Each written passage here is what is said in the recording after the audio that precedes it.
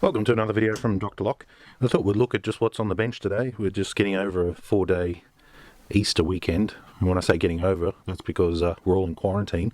We're all stuck at home. So unfortunately, didn't get to go out much, so I've been doing some electrical work. So I thought I'd just show you what's on the bench. First of all, happy Easter to everyone. There's a virtual Easter egg for you right there. And I know what you're thinking, you can't eat it. But, you know, can't even do the Easter... Oh no, we can do the Easter egg hunt. There we go. We'll get back to that in a little while. Alright, so I went out shopping today. I went to an electrical place. I'll leave a link down in the description. He's a really cool bloke and he sells all this sort of stuff for cheap. And I'll just get a tray. One moment. So I got all this parts because I'm building a bug out vehicle. And all of these electrical connections, you know, they're cheap, as where you normally buy them in packs and they cost you, you know, $5 for 10 of this and $5 for 10 of that. So I just go to him and I just pick up 20 of these, 20 of that, and it saves me money. So I got my blade fuses. These ones are all low, you know, 1, 3, 5, 7, and maybe 1 or 2 10s there. One thing he did have, which was really cool, was these little slide-off cover surface-mounted relays. Sorry, surface-mounted fuse holders for these spade fuses, which I found really cool. So you just pop that in there. And when too much current goes through, or there's a short in the line, if I can get it in, might need a bit of lube. Anyway, so you push it in there and then you put the cover over the top, and I thought they're pretty cool because I'm building a fuse panel at the moment, so that way they can pop off. That's just for the bug out vehicle.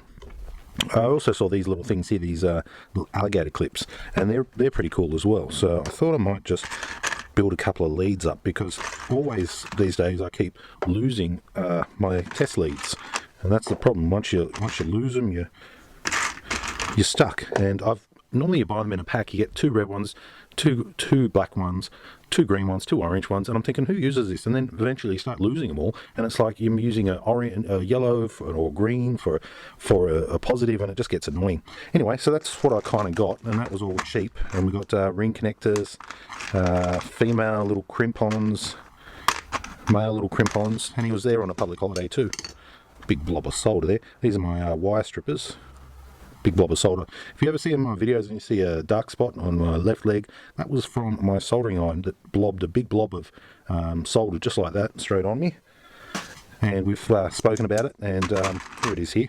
We've spoken about it, and we've come to an agreement, and it's pretty cool. So this is the best tool I've got, and yeah, I'm over it. I've forgiven it.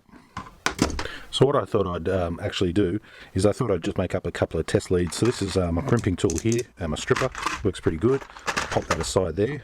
Now, the reason I forgave my soldering iron, I didn't chuck it across the room, is because it's super cool and super quick. I turned it on, it's butane powered. A couple of these ones like this. And it's ready to go in about 30 seconds. So it's the best soldering iron I've got. Alright, so this cable here that I bought as well today, just unwrap that and I'll show you what's so good about that. So what's the part number? There it is there. Okay, so here's the cable. This is what we call a twin sheath. So let's strip it. So you've got a protective coating with a positive and a negative inside. So that is good because if you're running cables through your vehicle or your locksmithing van or something, instead of using conduit, you could use this. You can also use conduit on top of that. So it's a second level of protection. As were a lot of the other wires, they're just 2 wires together. So if one of them was to come in contact with the body, it could short out. So by having that second sheath definitely makes a big difference. So I'm going to make up just a couple of cables here real quick. Different sizes. Then I'm going to solder them all at once. These are really good when you're doing access control or anything like that. You need these just little cables just to be able to zap onto a battery to see if your product's working and stuff. So, okay, cables out of the way. Alright, so the strippers. Nice and cool. Now these are going to be single ones, so I've got to do this the whole way down. Then I can just pull off that twin sheath. I'm only using twin sheath because it was what was available. So where's my rubbish bin? Just pulling all that stuff off. It just comes off nice and easy once you've pulled it. I hope my soldering iron's not going to give up on me. Alright, I've got one. I won't make up all of them. Just make up 1 or 2. Now, when you're on site, if you're using DeWalt, Is it a DeWalt battery? That's your positive, that's your negative. So that's an 18 volt battery. Some people use 12 volt batteries. It's completely up to you, but I get away with 18 a fair bit. So here's my alligator clip. Now I need to get the cable in there, and then this rubber thing back on there. So I can't push it that way, it's got to come out this way. Here's some needle nose pliers. Now the biggest mistake everybody kind of does is they forget to put this cover on. Give that a little twist. Put that on. And as you can see, you can kind of just feed the wire through if you want, or you could just tack it on. And you can also squeeze it in there as well. What I might do is I might just squeeze.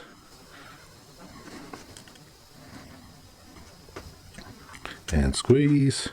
Now my soldering iron was ready like 2 minutes ago, but that's okay. Yeah, so I forgave my soldering iron for burning me, dropping a big huge blob of solder. So we're friends again. And now, instantly, it's ready and it heats up. It does exactly what it needs to do. So I'm just whacking a bit of solder on there, just to give it a big blob so that it can't pull back past that crimp, and also to bind it to the metal clamp. Only takes a moment. I mean, you don't have to, but why not? It makes it a nicer job, I reckon. Once that metal takes it, that'll be good. Okay, so that's one end down. Moving on to number 2.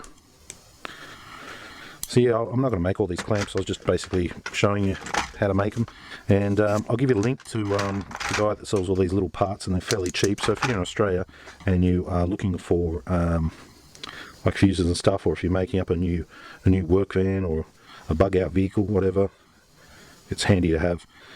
They used to be cheap, but now everything is expensive, and if you're getting all this stuff imported from China, although it is fairly cheap, it takes a long time, and also you still got to pay that kind of postage. So if you get it locally, it's quicker, you get the job done sooner, and you probably only pay just the one postage, because this guy kind of has it all. JCar also has it all as well, but this guy's cheaper. Okay, so that one's done now, that one's done there, and that's done. Alright, so that's my soldering iron. That's one of the clips. I should have made a negative as well. I'll make a negative on for the next video. See that? See that? That's what it did to me. I've forgiven it. Okay, so that's basically mucking around with the test leads. Test leads are awesome. These ones I've just made are pretty good. I make various sizes. You lose them all the time.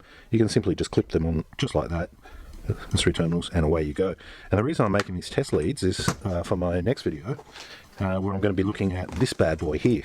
And I know what you're thinking, what's this got to do with locksmithing? Well, it kind of does and it kind of doesn't. Here's another one here, and so I'm going to be looking at big heavy duty circuit breakers. Well, not circuit breakers, switches, heavy duty switches, and how we can use them. So anyway, yeah, Larkin products in Seven Hills. I'll leave a link in the description. Really good. Surface mounted fuse blades if you want to make up your own custom panels, like so. That way you can just grab like a junction box, make up your own panels, and you've got your fuses in there nicely. And blade fuses, crimp connections and stuff like this are awesome. You use them with this type of tool here. That's where you do your crimping, that's where you do your cutting, that's where you do your stripping. So they're my faves there. And my soldering iron here, you can pick these up online. Don't be stingy. Pay about 60-70 bucks. The better it is, the better it's going to last you. This is a butane one. I use it all the time. When I'm on a job, I just spark it up, and within about 30 seconds, I'm ready to start soldering. I've got a 240 one, and it takes like 10 minutes to work. So yeah, a good soldering iron is definitely the way to go. This one has a stand, and the tips are also interchangeable here as well. So you can use the hot air tool, which is just basically a hole, which you know, it's just like a butane torch. I mean, you could use it on an ECU, but I'm not skilled enough to do that or to try that. So anyway, that's making up a test lead. That's my rant. Oh yeah, our Easter egg hunt. Which one? Green, red, or blue? Give you a moment to think about it. Okay, red, no good. Blue, no good. Green, okay. Happy Easter to everybody. Congrats if you won the Easter egg hunt. And yeah, next video I'm going to be looking at these big bad boy switches. And thanks for watching.